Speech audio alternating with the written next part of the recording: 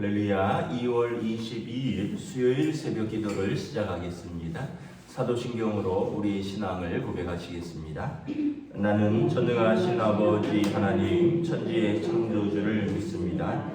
나는 그의 유일하신 아들 우리 주 예수 그리스도를 믿습니다. 그는 성령으로 잉태되어 동정녀 마리아에게서 나시고 본디오 빌라도에게 고난을 받아 십자가에 못 박혀 죽으시고 장사된 지 사흘 만에 죽은 자 가운데서 다시 살아나셨으며 하늘에 오르시어 전능하신 아버지 하나님 우편에 앉아 계시다가 거기로부터 살아있는 자와 죽은 자를 심판하러 오십니다. 나는 성령을 믿으며 거룩한 공교회와 성도의 교제와 죄를 용서받는 것과 몸의 부활과 영생을 믿습니다. 아멘. 찬송가 455장 찬양하시겠습니다. 찬송가 455장입니다.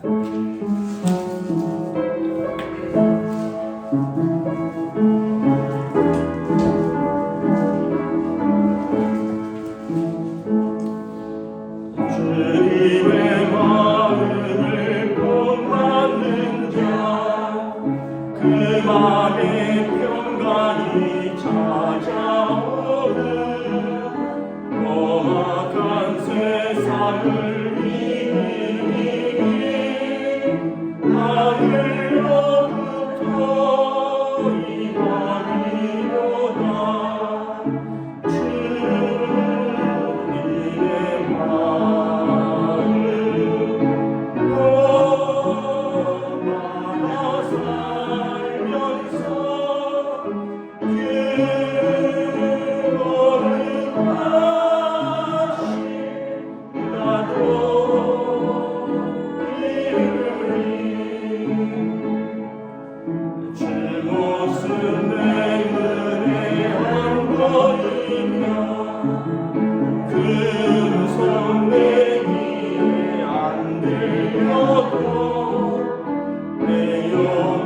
날마다 주를 만나 신령한 말씀 늘 배우도다. 주님의 마음 곳마다 살면서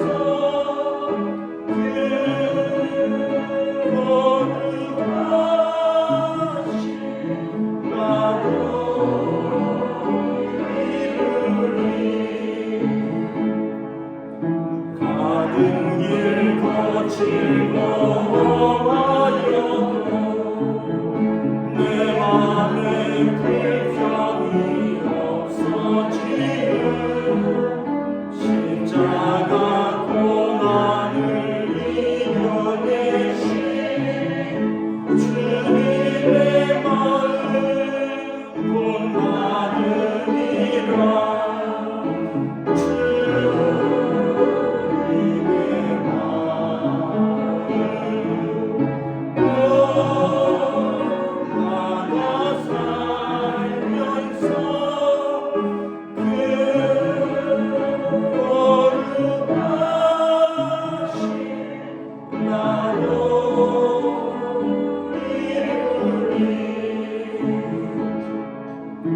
예수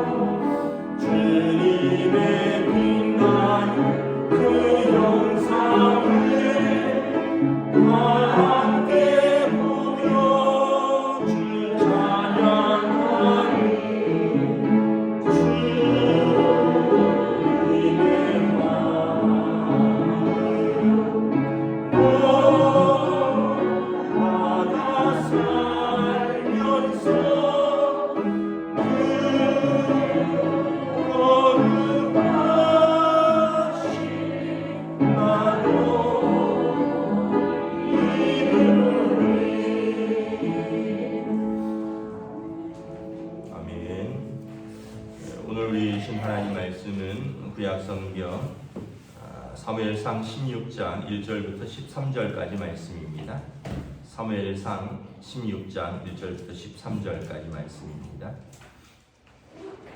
다 찾으신 줄 알고 저와 여러분들이 한 절씩 교도하도록 하겠습니다.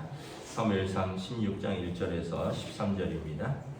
여호와께서 사무엘에게 이르시되 내가 이미 사울을 버려 이스라엘 왕이 되지 못하게 하였거늘 내가 그를 위하여 언제까지 슬퍼하겠느냐?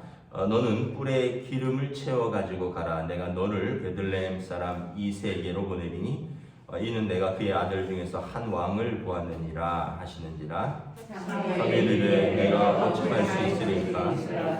사울이 들으면 나를 죽이리라 하니 여호와께서 이르시되 너는 암송아지를 끌고 가서 말하기를 내가 여호와께 제사를 드리러 왔다 하고 이새를 제사에 청하라. 내가 내게 행할 일을 가르치리니 내가 내게 알게 하는 자에게 나를 위하여 기름을 부을지니라. 사무엘이 여호와의 말씀대로 행하여 베들레헴에 이르되 성읍 장로들이 떨며 그를 영접하여 이르되 평강을 위하여 오시나이까? 이르되 평강을 위함이니이다. 내가 여호와께 제사하러 왔으니 스스로 성결하게 하고 와서 나와 함께 제사하자 하고 이새와 그의 아들들을 성결하게 하고 제사에 청하니라. 그들이 오매 사무엘이 엘리압을 보고 마음에 이르기를 여호와의 기름 부으실 자가 과연 주님 앞에 있도다 하였더니 여호와께서 사무엘에게 이르시되 그의 용모와 키를 보지 말라.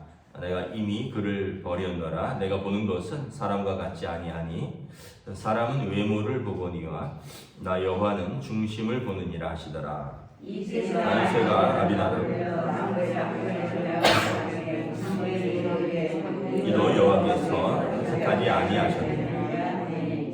이새가 산마로 지나가게 하며 사무엘이 이르되 이도 여호와께서 택하지 아니하셨느니라 하니라. 이새가 그의 아들 일곱을 다 사무엘 앞으로 지나가게 하다. 사무엘이 이새에게 이르되 여호와께서 이들을 택하지 아니하셨다고.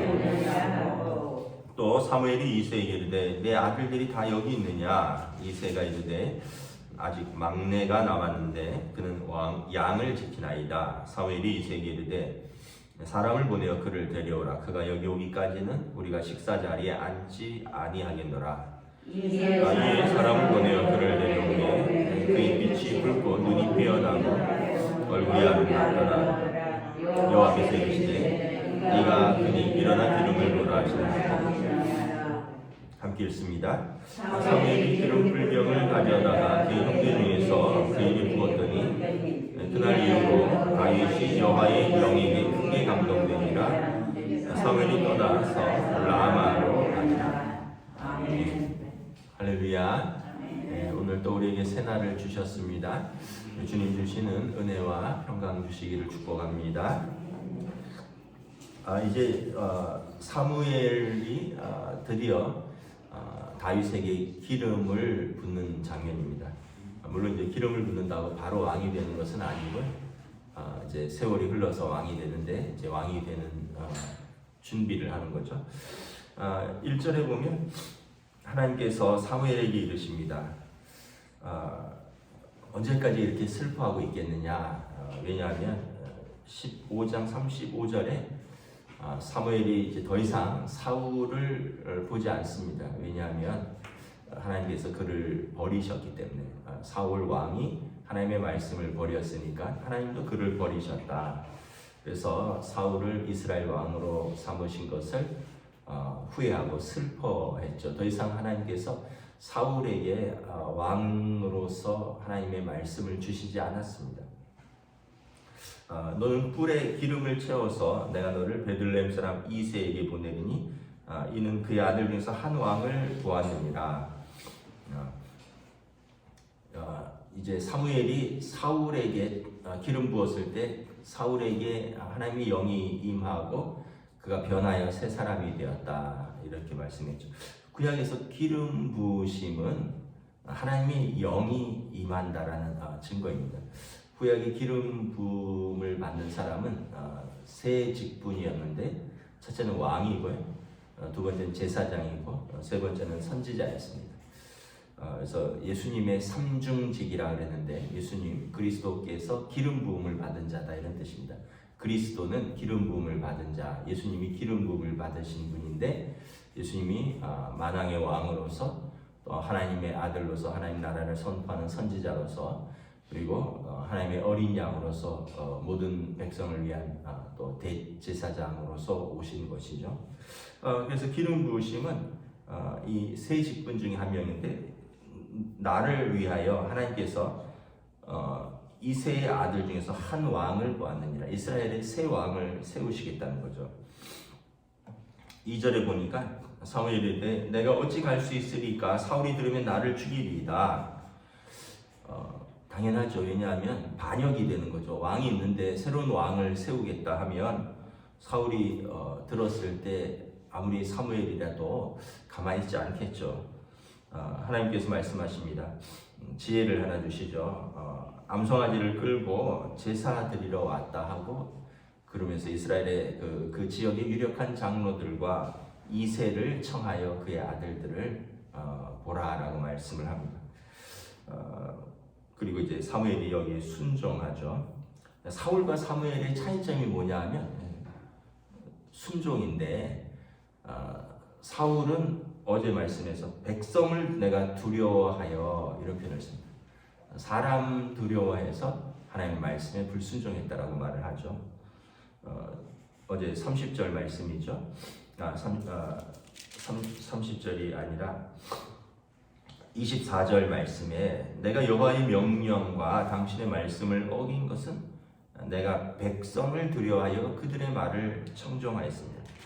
사람을 두려워하면 사람 말을 듣게 되어 있다는 거죠. 근데 사무엘은 하나님을 두려워하니까 사울이 정말 두렵죠. 사실은 사울이 가장 두렵죠. 왕으로서 심지어 다른 왕을 세운다고 하는데 그런데 사무엘은 하나님을 두려워하니까 하나님의 말씀에 순종합니다.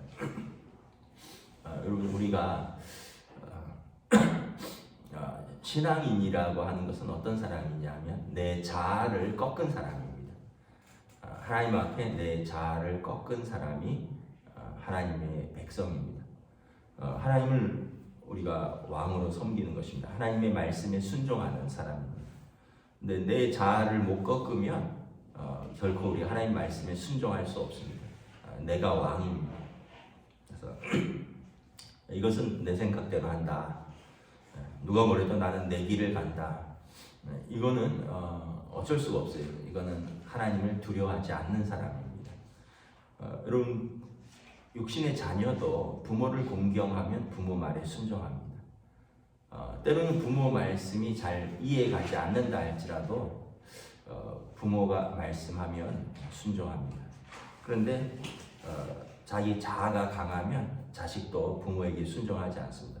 그건 물론 이제 부모가 다 옳은 것은 아닌데 그럼에도 불구하고 기본적으로 부모에게 순종하려고 하는 마음이 있으면 때로는 부모님하고 의견이 좀 달라도요 순종할 수 있는 그런 마음을 가질 수 있는데 자기 자아가 더 크면 부모 말은 옳아도 순종하지 않습니다. 그래서 우리가 여러분 하나님 말씀에 순종하느냐 안 하느냐는 나의 왕이 누구인가라는 그것을 보여주는 좋은 척도입니다. 내가 신앙인이라면 내 자아가 아니라 하나님의 말씀을 순종하는 것입니다. 예수님께서 제자의 조건을 말씀하셨죠. 자기를 부인하고 자기 십자가를 지는 사람이 나를 따를 수 있다. 자기를 부인한다는 건 뭐예요? 자기 자아를 꺾으라는 거죠. 그리고 자기 십자가를 지는 사람, 자기 자아를 십자가에 못 박은 사람입니다. 예수님께서 우리의 죄를 위해서 대가를 치르셨잖아요. 주님의 제자가 되는 데는 대가가 필요하다는 겁니다. 자기 자아를 십자가에 못 박아야 된다는 거죠.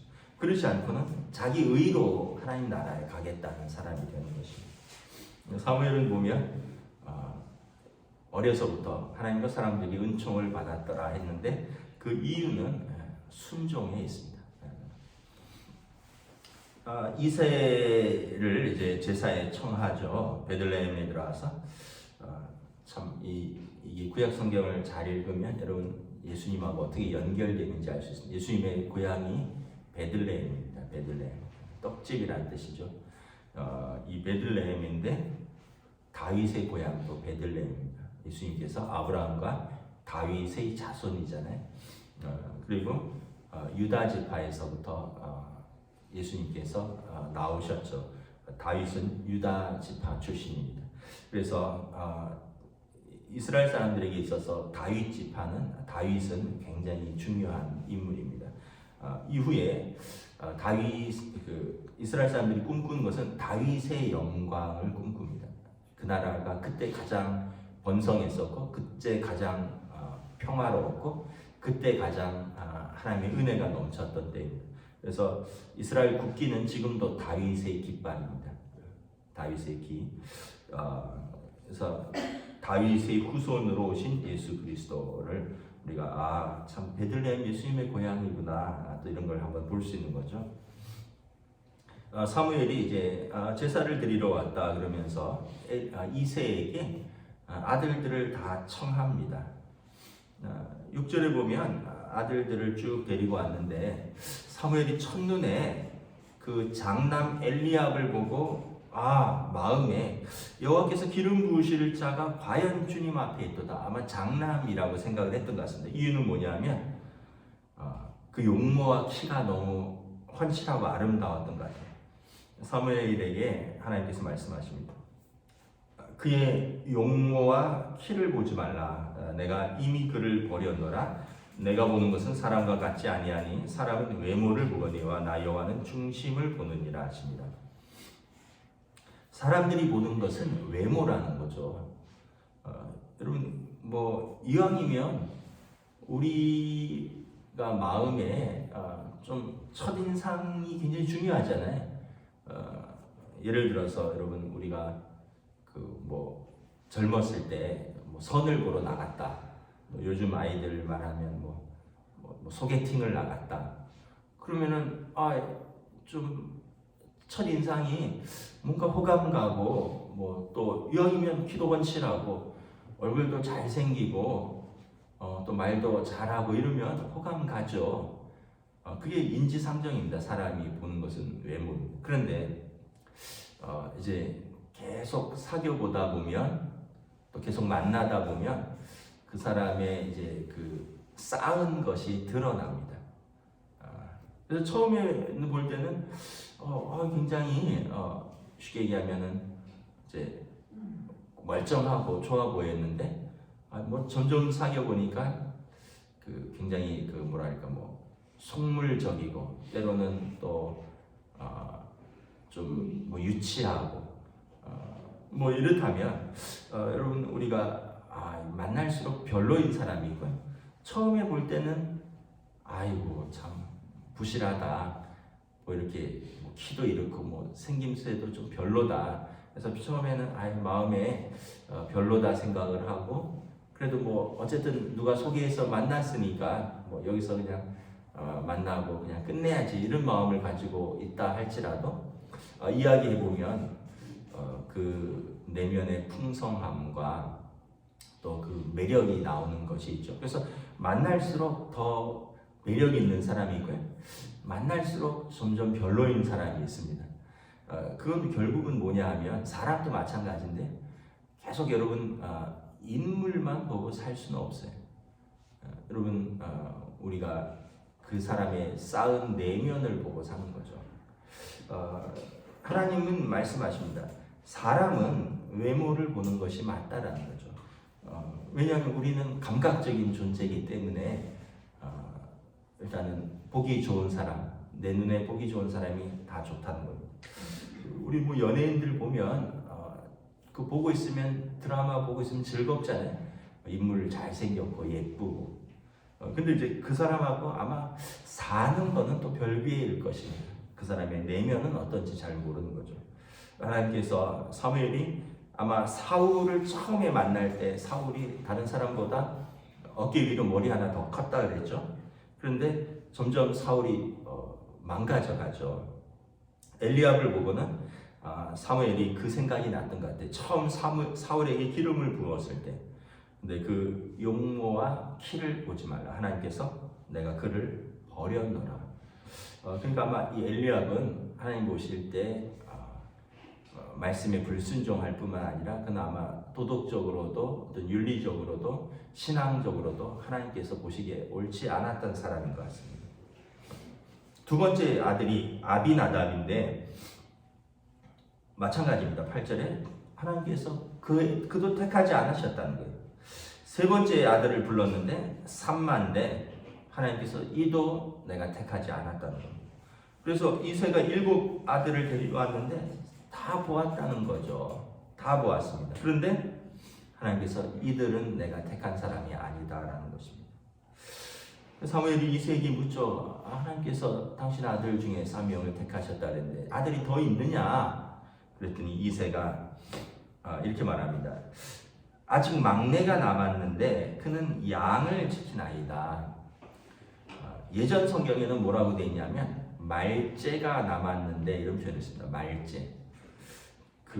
우리 표현으로도 물론 우리는 요즘 아이들이 한두 명, 또 두세 명이니까 막내를 굉장히 귀하게 여기는데 옛날에는 여러분 자녀들이 많았잖아요. 7, 8, 우리 부모님 또 부모님의 부모님 세대들은 워낙에 많았잖아요. 그러다 보니까 막내까지 손길이 안 갈 때가 있죠. 제일 위에 누나나 언니가 동생들 키우고 이러면서 그래서 마지막 때쯤 되면 부모님 손이 제일 못 미칩니다. 부모님은 일해야 되고 아이들은 7, 8명씩 있고 그래서 사실은 막내는 존재감이 없는 존재죠. 이름 부를 때도 지금은 막내라고 번역을 했는데 옛날 성경에는 말째가 남아있다. 그러니까 말째라는 얘기는 좀 제껴놨다 이런 의미 같기도 하고 존재감이 없는데 얘는 뭐라고 했냐면 양을 지키고 있어요. 이것도 조금 이해가 안 가죠. 양을 지키는 일은 좀 거친 일이고 힘든 일인데 이걸 장남을 시켜야지. 아니 이스라엘이나 우리나라 문화나 좀 가부장적 문화거든요. 장남을 중시하는 문화입니다. 우리도 지금은 그렇지 않지만 예전에는 그랬잖아요. 아이고 첫째가 잘 돼야 된다. 네가 잘 돼야지 동생들 길이 트인다 이러고 그래서 막 장남한테 다 몰아주고 요즘은 그런 시대가 아니지만 이스라엘도 아마 그랬던 것 같아요. 위로 갈수록 좀 더 부모가 대우하고 아래로 갈수록 신경을 좀 소홀하게 씁니다. 그래서 지금 뭐 하고 있냐 했더니 들에서 양치고 있다는 거죠. 사무엘이 그를 데려오라. 12절에 그를 데려왔는데 어린 미소년이었습니다. 그의 빛이 붉고 눈이 빼어나고 얼굴이 아름답더라. 아마 어린 미소년이었던 것 같습니다. 하나님께서 말씀하십니다. 이가 그다. 이스라엘을 위하여 세울 한 왕이 그다. 일어나 기름을 부어라. 그리고 사무엘이 기름 뿔병을 가져다가 그의 형제 중에서 그에게 부었더니 그날 이후로 다윗이 여호와의 영에게 크게 감동되니라. 하나님께서 어린 다윗에게 하나님을 사랑하는 마음을 보셨습니다. 우리가 시편 23편 같은 거는 다윗이 아마 어렸을 때 들에서 양을 치면서 하나님을 찬양했던 시입니다. 여호와는 나의 목자시니 내가 부족함이 없으리로다. 다윗은 시인이었고 다윗은 하나님을 사랑하는 사람이었고 다윗의 마음에 하나님으로 가득 차 있었던 것 같아요. 제가 어제 잠깐 TV를 보다가 한 예술가의 삶을 보았는데 고흐, 고갱 이런 분들 근데 보면 마음에 뭐가 차 있는가에 따라서 그 사람에게 나오더라고요. 무려 거의 1000점에 육박하는 그림을 그렸더라고요. 생전에 돈 받고 판 거는 한두 점밖에 되지 않는데 사람들이 다 인정하지 않았는데 그냥 어마어마하게 그림을 그렸대요. 그리고 사실은 그 그림을 그렸던 목적은 두 가지인데 거의 정신이 그냥 그림에만 있었던 것 같아요. 뭘 보면 그거를 그리고 그러니까 이 마음과 정신이 그냥 거기에 쫙 사무쳐 있었고, 두 번째는 가난한 예술가인데 그 당시에 생활을 하려고 한 점 팔면 하나를 뭐 이런, 그래서 사실은 생활 때문에 그린 것도 있고, 또는 그 마음에 그림이 가득 차 있었던 거죠. 그래서 지금 뭐 어마어마하게 그림을 그렸는데, 여러분 한 예술가가 거의 1000점 가까운 작품을 남기는 건 대단한 거죠. 근데 사실은 생전에는 별로 인정받지 못했고, 나중에는 뭐 거의 뭐 정신이 미쳐갈 정도로 이렇게 한쪽에 미쳐 있었던 거죠. 그러니까 여러분, 우리가 어떤 것이 우리 안에 차 있으면 그게 나오는 겁니다. 어떤 사람은 음악이 차 있으면 그게 노래나 작곡이나 이런 걸로 나오고, 어떤 사람은 고흐 같은 사람, 고갱 같은 사람은 사물을 볼 때 그것이 아마 색깔과 어떤 뭐 선과 뭐 이런 그림, 어떤 미술적으로 차 있으니까 뭘 볼 때마다 그걸 그리고, 어떤 사람은 또 여러분 요즘 같은 시대는 돈으로 가득 차 있어요. 그러니까 뭘 보면 뭐 저게 다 돈으로 보이는 거죠. 땅도 돈이고, 건물도 돈이고, 사람도 돈으로 보이고, 어떤 사람은 그냥 돈이 가득 차 있으니까 그냥 모든 게 다 돈으로 해석되고. 근데 다윗은 성경을 쭉 보면 하나님을 굉장히 사랑한 사람이었습니다. 물론 다윗도 연약함이 있었고 실수도 했고 죄도 지었는데, 그럼에도 불구하고 항상 하나님 앞에서 그가 몸부림쳤습니다. 나중에 죄를 지었음에도 불구하고 하나님 앞에서 침상이 눈물로 뜰 때까지 울었고, 다윗이 가장 두려워하는 것은 뭐냐면 하나님의 영이 나를 떠나는 것이었습니다. 시편 51편 같은 경우에 보면 주의 영을 내게서 거두어 가지 마옵소서. 사람들하고 일반인들은 그런 걸 별로 신경 쓰지 않습니다. 하나님의 영이 뭐 나에게 있든 말든 나에게 재물을 거두어가지 마십시오, 뭐 아마 이럴 겁니다. 나에게 건강을 거두어가지 마십시오, 이럴 겁니다. 근데 다윗 왕은 내가 다 잃어도 하나님의 영이 나를 떠나지만 마십시오. 왜냐하면 다윗은 하나님을 깊이 사랑했던 사람이었습니다. 어린 다윗에게 하나님께서 그것을 보셨던 거죠. 우리가 이렇게 또 한 가지 깨닫는 것은 여러분, 우리의 어린 자녀들에게 큰 기대를 하십시오. 여러분들의 어린 자녀들, 여러분들의 어린 손자, 손녀들, 그 아이들이 어떻게 큰 인물이 될지 몰라요. 근데 그 아이들이 하나님을 사랑하도록 하나님을 알려주시고, 그리고 그 아이들과 믿음을 알려주시고 믿음을 전수하시고, 하나님께서 그를 어떻게 쓰실지, 하나님의 영이 그에게 임하면 그 어린 자녀가, 또 그 어린 손자, 손녀가 하나님께서 쓰시는 어떻게 큰 인물이 될지 모르는 거죠. 근데 우리는 뭘로 합니까? 그 아이를 세상의 경쟁에서 이길 수 있는 아이로 키웁니다. 그게 뭐예요? 세상에서 경쟁은 공부죠. 야, 예배는 천천히 드려도 된다. 나중에 천천히 드려라. 지금 공부하는 게 더 중요하다. 지금은 또 또 부모님들이 스스로가 돈으로 가득 차 있으니까 아이들에게 돈에 관해서 끊임없이 이야기합니다. 돈 되는 직업, 돈 되는 엊그젠가 뉴스를 봤더니 공부 좀 잘하는 애들은 다 의대를 가려고 하는데, 의대. 왜냐하면 뭐 요즘같이 좀 불확실한 시대에는 의사 면허증이 있으면 수입도 높고, 또 뭐 늦게까지 정년이 지나서도 건강이 허락되면 뭐 70, 80까지도 일을 해서든지 다 의대를 간다고. 그리고 보면 예전에 저희 대학 갈 때는 전교 1등은 어디 가냐면 서울대학교 물리학과를 갔었습니다. 물리학과, 과학, 순수 과학이 있어요. 물리학과. 물론 이제 뭐 문과는 법대나 뭐 경영학과를 가기도 했지만, 이과에서는 전국 1등은 서울대 물리학과를 갔었습니다.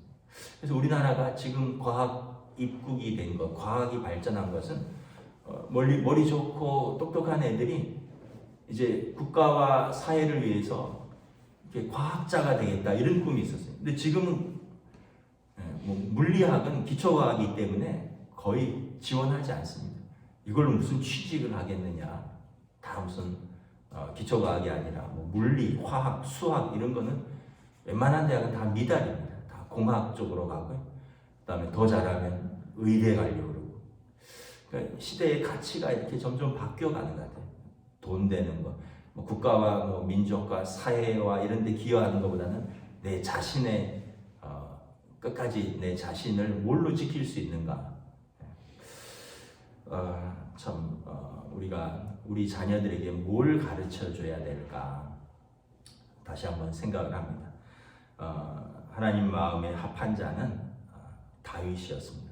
그 잘난 형들이 아니라 그 멋있어 보이는 외모를 가진 사람들이 아니라 하나님을 마음에 뜨겁게 사랑하는 자, 하나님 말씀을 마음에 품은 자. 그래서 다윗의 삶을 보면 다윗의 별명이 하나님 마음에 합한 사람입니다. 하나님 마음에 합한 사람. 저와 여러분들이 우리의 삶이 지금이라도 여러분 하나님 말씀에 순종하고 우리의 자아를 십자가에 못 박고 하나님 말씀에 순종하는 하나님 마음에 합한 우리들이 될 수 있기를 우리 주님의 이름으로 축복합니다.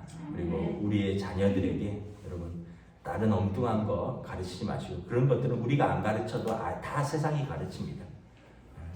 먹고 사는 게 가르치는 게 아니라 하나님 앞에서 믿음으로 사는 것을 우리 믿음의 부모들이 가르치셔야 됩니다. 기도하겠습니다. 하나님 은혜를 감사합니다. 오늘 사무엘에게 하나님께서 내가 사울을 버렸고 내 마음에 합한 한 왕을 세우려 하노라 말씀하십니다. 다윗 이새의 말째 아들 막내 다윗인데 이새에게 8아들이 있었는데 모든 위로 형들이 인물도 좋았고 사람들이 보기에는 아름다웠으나 하나님은 그 외모와 키를 보는 것이 아니라 그 마음의 중심을 보신다 하셨습니다. 우리들도 하나님을 사랑하는 마음이 있습니다.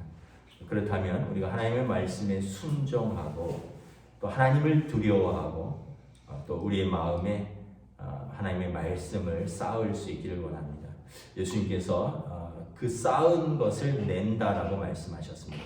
우리가 무엇을 쌓는가, 또 우리 자녀들에게 무엇을 쌓는가가 결국 궁극적으로 그가 하나님 앞에서 쓰임 받는가, 하나님 앞에서 세워지는가를 우리가 다시 한번 깨닫고 우리가 말씀에 순종하며 또 우리의 자녀들에게 믿음을 전수하고 또 말씀을 가르칠 수 있는 믿음의 가정들로 세워주시옵소서.